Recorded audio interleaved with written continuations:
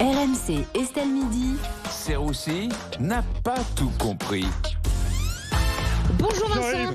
Bonjour Estelle, bonjour à tous. Oui, c'est un peu la course, ce nouvel horaire. On est là. Vincent, aujourd'hui, vous ne comprenez pas pourquoi on veut interdire les scooters et les motos thermiques la nuit à Paris. Oui, certains n'arrivent pas à dormir à cause des bruits de moto la nuit. Si ton problème à Paris, c'est le bruit, change de ville, hein, ça ira plus vite. Non, parce que voilà, si tu veux qu'il y ait plus de bruit à Paris, il va falloir interdire beaucoup de choses.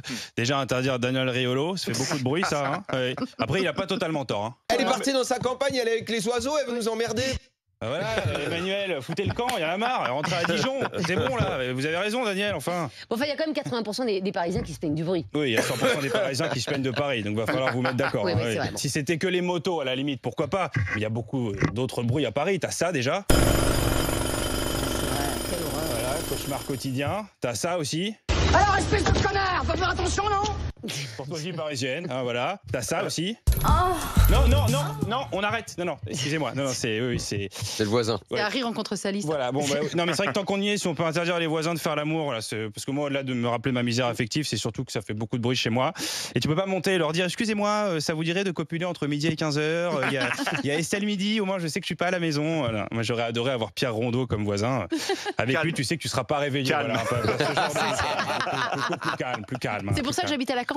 Mais oui, avec Pierre Rondeau aussi, c'est une bonne idée, hein, bien sûr. En tout cas, la mairie de Paris a déjà pris des mesures contre les bruits dans la ville. Chut, Estelle, pas si fort. Oh, pardon. Vous allez réveiller Emmanuel. Moi, je veux dormir. Voilà. Elle veut dormir, Emmanuel. Bah oui, elle n'a pas dormi pendant 15 ans, adolescence brisée. Après, vous inquiétez pas, Emmanuel. Il y a des mesures de la mairie de Paris. Ils proposent des aides financières pour passer de la moto au vélo.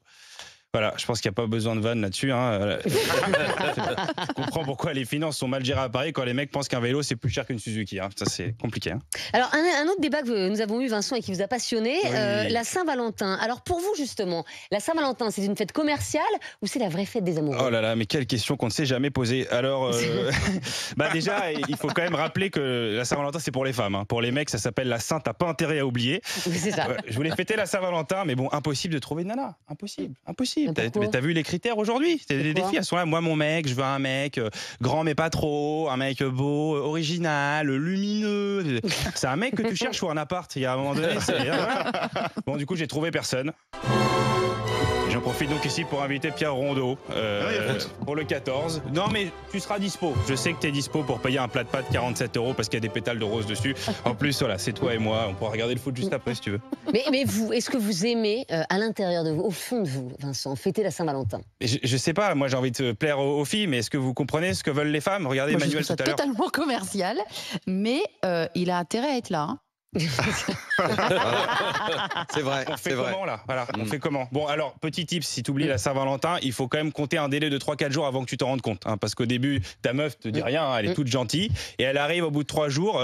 On est le combien, chérie? Bah, le 17 février. D'accord, et il y avait quoi le 14? Bah, la Saint-Valentin. Et on a fait quoi pour la Saint-Valentin? Bah, justement, c'était une surprise. Je t'emmène chez Flunch. Tu m'emmènes chez Flunch? Non. N'oubliez pas la Saint-Valentin, c'est un conseil que je vous donne. Donc vous prévoyez rien, quoi? Non, parce que moi j'ai regardé le 14 février, il y a quoi? Il y a le match PSG Real Sociedad. Bah oui, voilà. Ça tombe bien, hein. Bah, c'est comme tous les ans d'ailleurs. C'est comme tous les ans, mais c'est le test aussi tous les ans, les gars. Voilà, je pense que c'est les meufs qui ont clairement choisi cette date. Hein. Allez, on va voir qui va choisir.